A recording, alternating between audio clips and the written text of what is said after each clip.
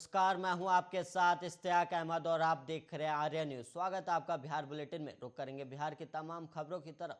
बिहार के मुख्यमंत्री नीतीश कुमार ने गुरुवार को कोविड की स्थिति की समीक्षा की और समीक्षा बैठक के बाद सीएम नीतीश कुमार ने ट्वीट कर कहा कि कोविड की स्थिति की समीक्षा की गई और कोरोना संक्रमण की स्थिति को देखते हुए वर्तमान में लागू सभी प्रतिबंधों को 6 फरवरी 2022 तक विस्तारित करने का निर्णय लिया गया है और आप सभी से अनुरोध है कि विशेष सावधानी बरतें और सरकार द्वारा जारी दिशा निर्देशों का पालन करें। और वहीं क्राइसिस मैनेजमेंट ग्रुप की गुरुवार को हुई बैठक में आला अधिकारियों ने मौजूदा स्थिति पर गहन विचार विमर्श किया और पूरे बिहार में 6 फरवरी तक नाइट कर्फ्यू लागू रहेगा और इसके तहत रात के 10 बजे से सुबह 6 बजे तक लोगों का चलना फिरना प्रतिबंध रहेगा और सभी दुकानों को 8 बजे के बाद बंद करना होगा। और गृह विभाग की ओर से 4 जनवरी को जारी आदेश के मुताबिक सभी स्कूल, कॉलेज, कोचिंग सेंटर के ऑफिस को 50%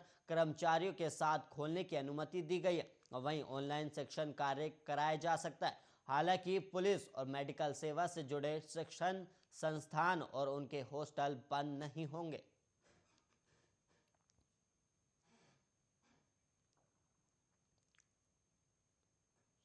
भारतीय नौसेना के विध्वंसक आईएनएस रणवीर में मंगलवार को हुए विस्फोट में छपरा के वीर अरविंद कुमार सिंह, जिनकी उम्र 38 साल थी, वो शहीद हो गए। और वहीं बताया जा रहा है कि जवान मड़ौदा के सिसवा गांव के रहने वाले थे और इस विस्फोट में अन्य 2 जवानों की भी मौत हो गई और 11 घायल हो गए। और शहीद के शहादत की खबर से पूरे गांव में मातम छा गया और शहीद जवान अरविंद कुमार सिंह सिसवा रसूलपुर निवासी महात्मा सिंह के बड़े बेटे थे और वो 2003 में इंडियन नेवी में भर्ती हुए थे और 2007 में उनकी शादी नीलू सिंह से हुई थी और उन्हें एक लड़का दिव्यांग कुमार और 2 लड़की दीपिका कुमारी, मोनाली कुमारी है और जो उनके साथ ही रहते हैं। फिलहाल उनकी पोस्टिंग विशाखापट्टनम में थी और वो मुंबई में नौसेना के डॉकयार्ड पर युद्धपोत पर युद्ध अभ्यास के लिए गए थे और जहां युद्ध अभ्यास से लौटते वक्त उसमें ब्लास्ट हो गया। और भारतीय नौसेना ने बुधवार को एक बयान में मृतकों की पहचान मास्टर चीफ पेटी ऑफिसर कृष्ण कुमार, एमसीपीओ सुरिंदर कुमार और एमसीपीओ AK सिंह के रूप में की गई है।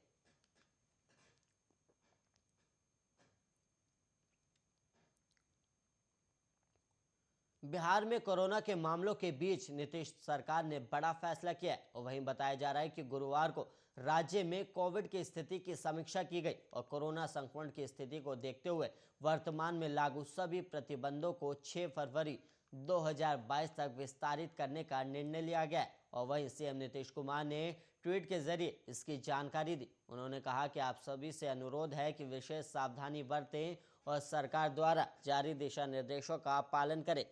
और इस बीच बिहार में पिछले 24 घंटों में कोरोना के 6 मरीजों की मौत हुई और जबकि संक्रमण के 3,475 नए मामले सामने आए। और राज्य के स्वास्थ्य विभाग से बुधवार को प्राप्त जानकारी के मुताबिक गुरुवार को राज्य में भागलपुर, भोजपुर, बक्सर, लखीसराय, मुजफ्फरपुर और पटना के एक व्यक्ति की मौत हुई है। और राज्य में पिछले 24 घंटों में संक्रमण के सबसे ज़्यादा 745 नए मामले पटना में सामने आए और बिहार में फिलहाल कोविड के 26,673 मरीजों का इलाज जारी है। और वहीं पिछले 24 घंटे में 1,51,253 नमूनों की जांच भी की गई है।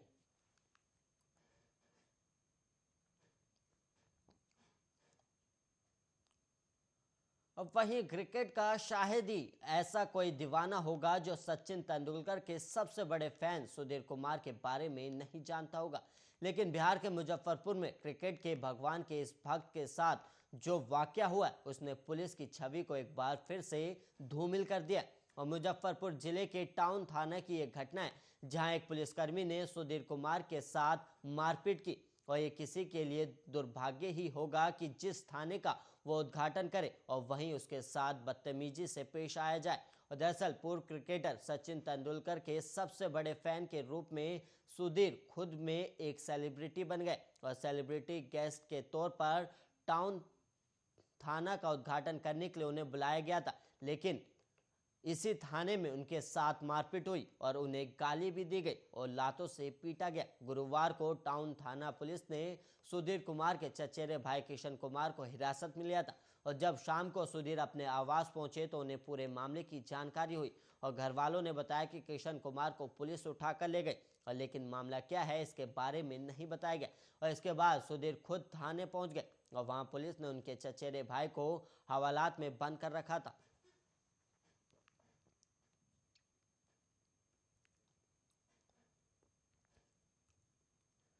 बिहार के सारण में बुधवार को 7 लोगों की संदिग्ध परिस्थितियों में मौत हो गई और मृतकों के परिजनों का कहना है कि जहरीली शराब पीने से इनकी मौतें हुई हैं और वहीं पुलिस प्रशासन इसे ठंड के कारण हुई मौत बता रही है। और वहीं मामला मकेर और अमनौर थाना क्षेत्र के गांव का है।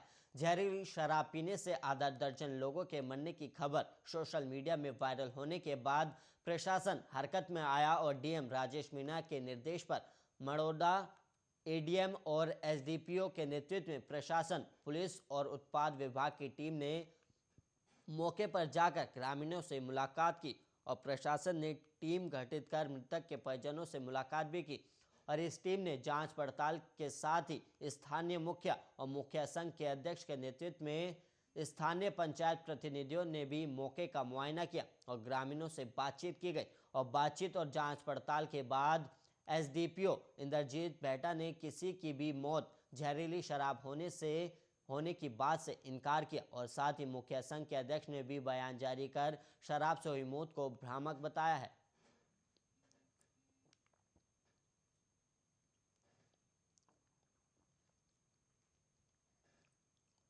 बिहार में कोरोना के मामले थमने का नाम नहीं ले रहे और रोज हजारों की संख्या में मरीज भी सामने आ रहे हैं और बिहार में बुधवार को कोरोना वायरस के 4063 नए मामले दर्ज किए गए।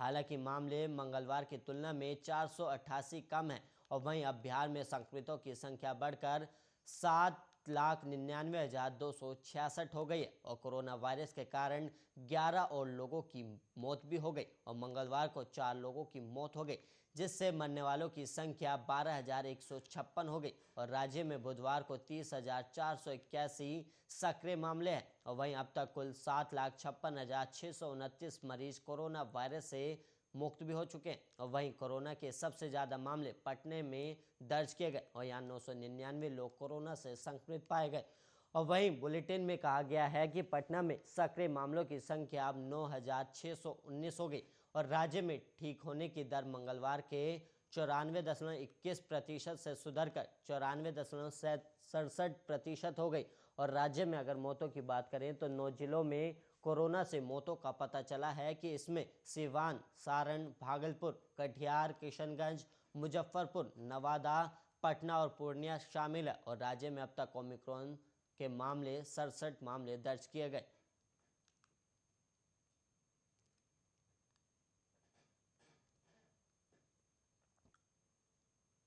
बीएसईबी यानी बिहार स्कूल एग्जामिनेशन बोर्ड की ओर से डीएलएड के परिणाम घोषित कर दिए गए और बीएसईबी द्वारा रिजल्ट secondary.bihar.online.com पर जारी किया गया और सभी पंजीकृत उम्मीदवार जो डिप्लोमा इन एलिमेंट्री एजुकेशन की स्पेशल परीक्षा में उपस्थित हुए थे वो अब बिहार डीएलएड परिणाम 2020 की जांच आधिकारिक वेबसाइट पर कर सकते हैं और परिणाम और स्कोर कार्ड बीएसईबी की आधिकारिक वेबसाइट पर डाला गया है और वहीं बिहार प्रारंभिक शिक्षा विभाग के अंतर्गत बिहार स्कूल परीक्षा बोर्ड द्वारा आयोजित की जाती है और यह परीक्षा 2.5 घंटे की समय विधि की होती है और ओएमआर शीट के माध्यम से ऑफलाइन मोड में आयोजित भी की जाती है और वहीं परीक्षा उतरने करने वाले उम्मीदवार प्राथमिक स्कूलों में पढ़ाने के योग्य माने जाते हैं और उम्मीदवारों को यह सुनिश्चित करने की आवश्यकता है कि सरकारी नियुक्ति से पहले किसी भी अंतिम जांच और आधिकारिक चयन के लिए उनके सभी आवश्यक दस्तावेज जैसे आधार, जन्म प्रमाण पत्र, योग्यता, डिग्री, जाति और मूल निवास प्रमाण पत्र आदि मांगे जा सकते हैं।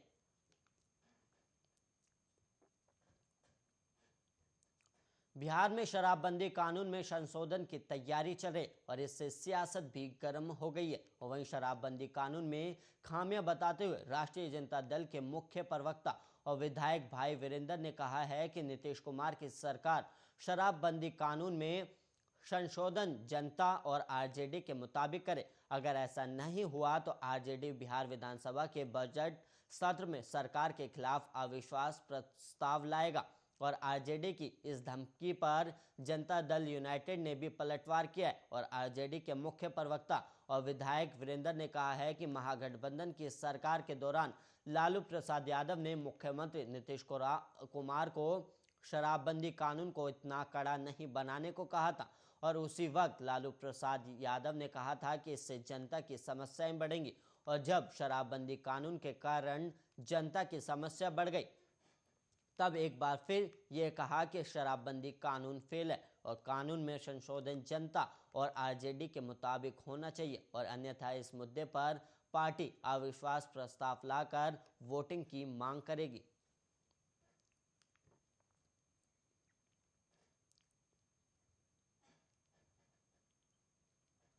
कोरोना से सतर्कता को लेकर कई अभियान चलाए गए और लोगों को जागरूक करने के लिए भी शासन प्रशासन ने कई प्रतिबंध भी लगा चुके हैं। और वहीं अब लोगों को कोरोना संक्रमण को लेकर जागरूक करने को लेकर पुणे पुलिस की एक अनोखी मुहिम देखने को मिली है, जो संदेश तो गंभीर दे रही है पर मनोरंजक अंदाज में। आप भी देखिए ये अनोखी पहल।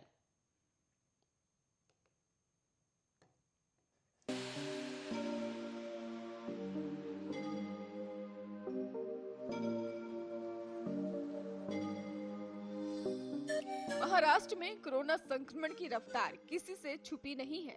आए दिन लोगों की लापरवाही और बढ़ते कोरोना संक्रमण के बीच सरकार और प्रशासन के लिए एक बड़ी चुनौती बन चुकी है। और अब पुलिस की तरफ से एक मनोरंजक पहल सामने आई है, जिससे लोगों को कोरोना के प्रति जागरूक किया जा रहा है।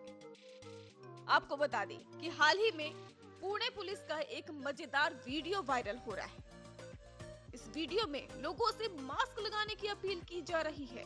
पुलिस ने इसमें राज कपूर की फिल्म मेरा नाम जोकर का गाना ए भाई जरा देख के चलो गाने की पैरोडी की है।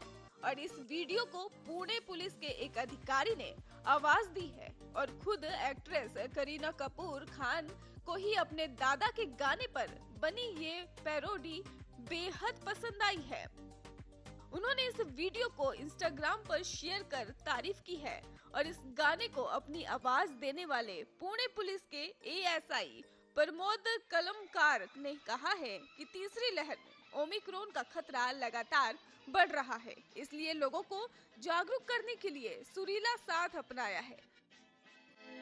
ए भाई मास्क पहन के चलो, आते ही नहीं जाते भी, जरूरी चीजें लेते भी, चलते ही नहीं बैठे भी।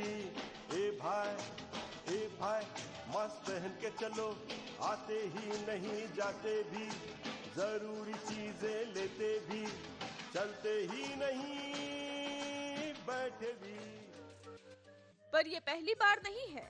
एएसआई प्रमोद ने कोरोना की सेकेंड फेज में भी कोरोना अवेयरनेस के लिए एक गाना तैयार किया था, पर रिलीज नहीं किया। लेकिन तीसरी लहर के बढ़ते प्रसार को देखते हुए इसे रिलीज किया गया।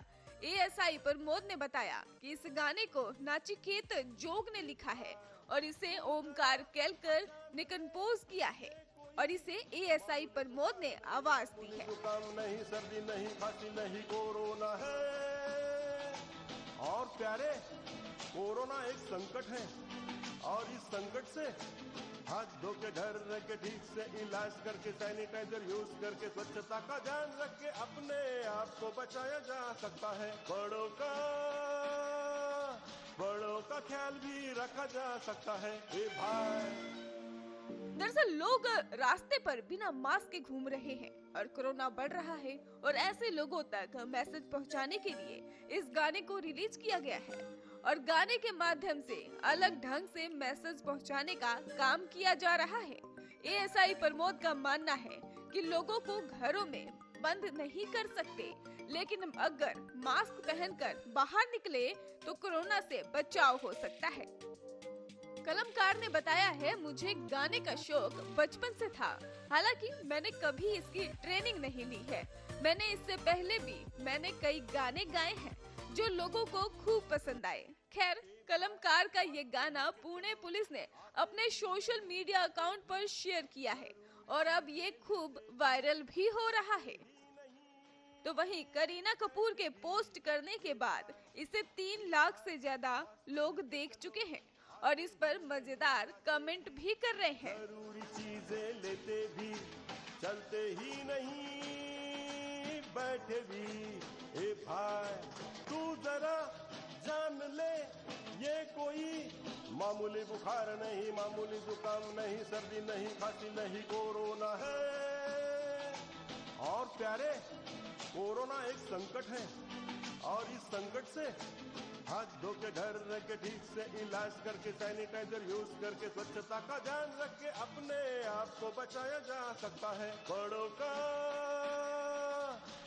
का ख्याल भी रखा जा सकता है। ए भाई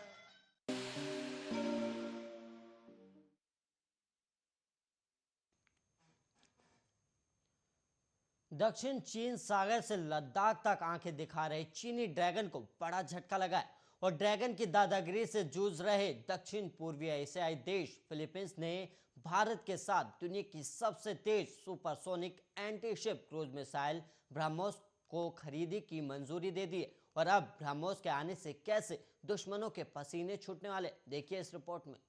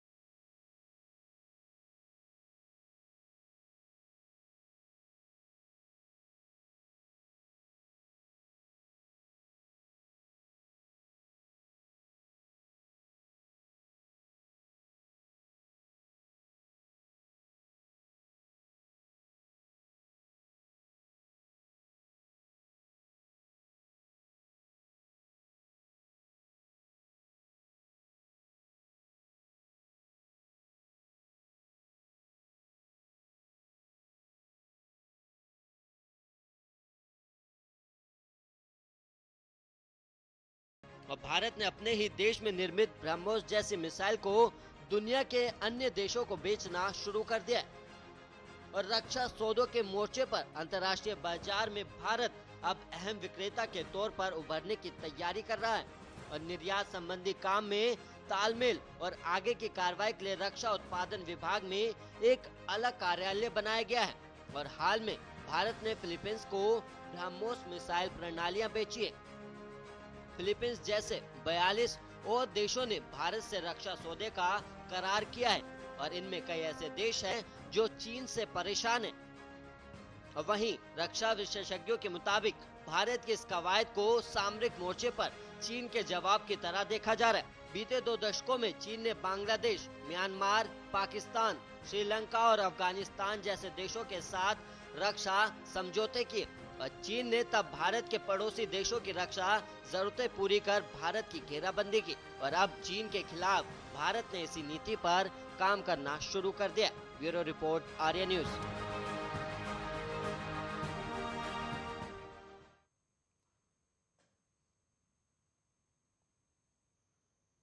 इसी के साथ इस बुलेटिन में इतना ही। देश और दुनिया की तमाम खबरों के लिए आप बने रहिए आर्या न्यूज।